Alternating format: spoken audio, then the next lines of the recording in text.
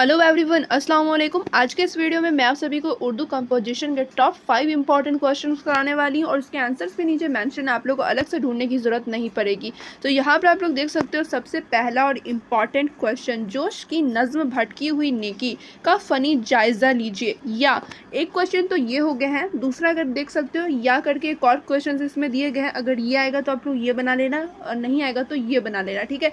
ऐसे दोनों question same ही हैं, लेकिन एग्जाम में सेम क्वेश्चन नहीं पूछेंगे। एग्जाम में किस टाइप से रहेगा, तो एग्जाम में ऊपर का क्वेश्चन दूसरा रहेगा और नीचे का क्वेश्चन दूसरा रहेगा, या फिर एग्जाम में दोनों में से कोई एक भी आ सकता है, ठीक है। दोनों दो टाइप से पूछे गए हैं, सवाल एक ही है।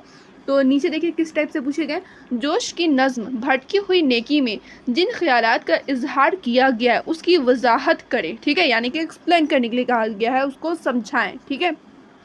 तो यहाँ पर आप लोग नीचे इसके आंसर्स दिए गए हैं, ठीक है। तो सबसे पहले आप लोगों को स्टार्टिंग कैसे करनी है, तो स्टार्टिंग इसके मुसन्निफ़ के बारे में थोड़ा बहुत बताकर करनी है, ठीक है। यानी कि भटकी हुई नेकी ये एक नज़्म है, ठीक है। यहाँ से भी आप लोग स्टार्टिंग कर सकते हो कि भटकी हुई नेकी ये एक नज़्म है जिसे जोश मिलिया आबादी ने लिखा है, ठीक है। इस तरीके से आप लोग स्टार्टिंग कर सकते हो और उनके बारे में थोड़ा बहुत आप लोग लिख सकते हो। उसके बाद ही इसके बारे में कुछ मतलब कि चैप्टर के बारे में स्टार्ट करना। सबसे पहले मुसन्निफ़ के बारे में थोड़ा बहुत आप लोग को लिखना ज़रूर है, ठीक है। उसके बाद ही आप लोग को चैप्टर का जो मरकज़ी ख्याल है यानी कि जो वजाहत करना है वो लिखना स्टार्ट करेंगे आप लोग। यहाँ पर आप लोग देख सकते हो स्टार्टिंग भी कुछ इस टाइप से, ऊपर का आप लोग छोड़ो, यहाँ देखो स्टार्टिंग भी उसी टाइप से है। जोश मिले आबादी का ख़ानदानी नाम शबीर अहमद ख़ान था, लेकिन उन्होंने अपना नाम, ठीक है, अपने नाम में तब्दीली की, यानी कि बदलाव किया कि उन्होंने अब जोश मिला आबादी नाम हटाकर यहाँ पे बशीर हसन खां के नाम से मशहूर हो गए, ठीक है। तो यहाँ से आप लोग को स्टार्ट करना है, देन आप लोग को चैप्टर्स जो क्वेश्चंस पूछे गए उस टॉपिक पर आना है। तो ये तो आप लोग का रह गया फर्स्ट इंपॉर्टेंट क्वेश्चन। यहाँ पे मैं इस वीडियो में टॉप 5 क्वेश्चन कराने वाली हूँ, तो उसमें का ये पहला क्वेश्चन था। चलिए अब सेकेंड क्वेश्चन की तरफ मैं लेकर चलती हूँ आप लोगों को। इसका आंसर आप लोग चाहो तो नोट भी करते हुए चल सकते हो। चलिए नेक्स्ट क्वेश्चन यहाँ पर आप लोग देखिए, मीर अनीस के मिर्सिया, ठीक है, नमोद सुबह का जायज़ा लीजिए। और या फिर, ठीक है, एक क्वेश्चन तो ये हो गए, उसी में एक और क्वेश्चन है, मीर अनीस ने सुबह की मंजर कशी में कमाल कर दिखाया है, वजाहत करें, ठीक है। तो ये सब आप लोग के बुक के चैप्टर से लिए गए हैं। कोई कोई उस चैप्टर में जो अच्छे अच्छे लाइन्स लगे उन्हें, तो वो सारे क्वेश्चंस इसमें दे दिए गए हैं, ठीक है। अगर आप लोग चैप्टर भी नहीं पढ़ते हो, अगर चैप्टर पढ़ रखे हो तब तो आप लोग आराम से बना सकते हो, अगर नहीं पढ़े हो तब तो थोड़ा सा प्रॉब्लम होगी, लेकिन आंसर आप लोग पढ़ेंगे उसके बाद आप लोग आराम से अटैम्प्ट कर सकते हो इस क्वेश्चन को।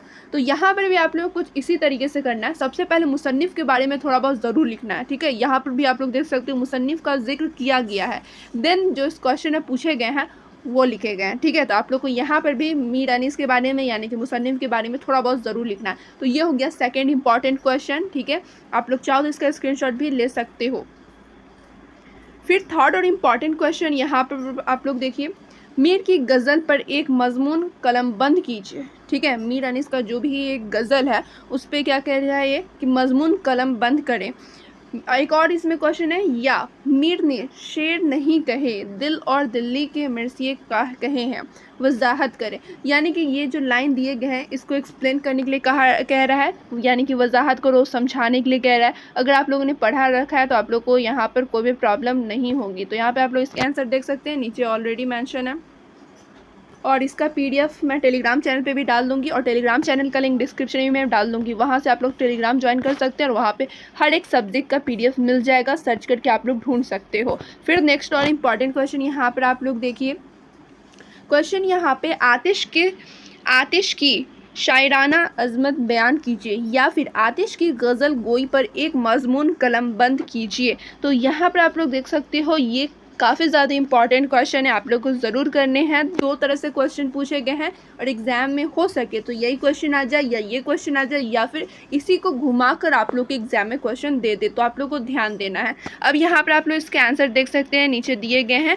आतिश के जो भी शायराना एक आप लोग को क्या करना है कि कुछ कुछ शेर याद भी करनी है उसके मतलब के साथ, तो शेर भी आप लोग ज़रूर याद करें, एग्ज़ाम में क्वेश्चन पूछ दिए जाते हैं। अब लास्ट और इम्पॉर्टेंट क्वेश्चन मैं आप लोगों को दे देती हूँ, जो कि यहाँ पे आप लोग को दिख रहा होगा। तो यहाँ पे आप लोग देखो, मोमिन की शायराना अजमत बयान कीजिए। आई थिंक वही क्वेश्चन है, बेटा नो ये अलग है, ठीक है, मतलब क्वेश्चन सेम है, बस ऊपर में अलग नाम था और नीचे अलग नाम दे दिया गया है। मोमिन दे दिया गया है। मोमिन की शायराना अजमत बयान कीजिए। या मोमिन खां मोमिन की शायरी में खलूस व सदाकत है उस कौल, यानी कि ये जो कहा गया है इस कौल की वजाहत कीजिए, यानी कि समझाने को कह रहा है फिर से, यानी एक्सप्लेन करना है। क्लियर, तो ये आप लोग कर लेंगे। यहाँ पर आप लोग चाहो तो इसका स्क्रीनशॉट ले लो, ऐसे मैं पीडीएफ तो देने वाली हूँ, वहाँ से भी आप लोग डाउनलोड करके अपनी प्रिपरेशन कर सकते हो। तो यहाँ पर मैंने आप लोग को 5 इंपॉर्टेंट क्वेश्चन करा दिया है, आप लोग चाहो तो यहाँ से कर सकते हो। एंड एक और क्वेश्चन होता है कि आलिम एग्जाम में कितनी पेजेस लिखनी चाहिए, कैसे लिखनी चाहिए, तो इस पर मैंने प्रॉपर वीडियो बना रखा है। अगर आप लोग नहीं देखे हो तो जाकर ज़रूर देखिए, लिंक डिस्क्रिप्शन में मिल जाएगा, ठीक है। थोड़ी देर बाद मैं अपलोड कर दूँगी, वहाँ पे अपडेट कर दूँगी, आप लोग वहाँ पर जाकर अपना देख लेना कि वो वीडियो वॉच ज़रूर करें आप लोग, तभी आप लोगों को समझ में आएगी कि आलिम एग्जाम में कितनी पेजेस लिखनी चाहिए। और एक और वीडियो आप लोग को मिल जाएगा एग्जाम से कुछ दिन पहले कि आप लोग कैसे लिखना है आलिम का पेपर, ठीक है। तो फिर मिलती हूँ दूसरे वीडियो में।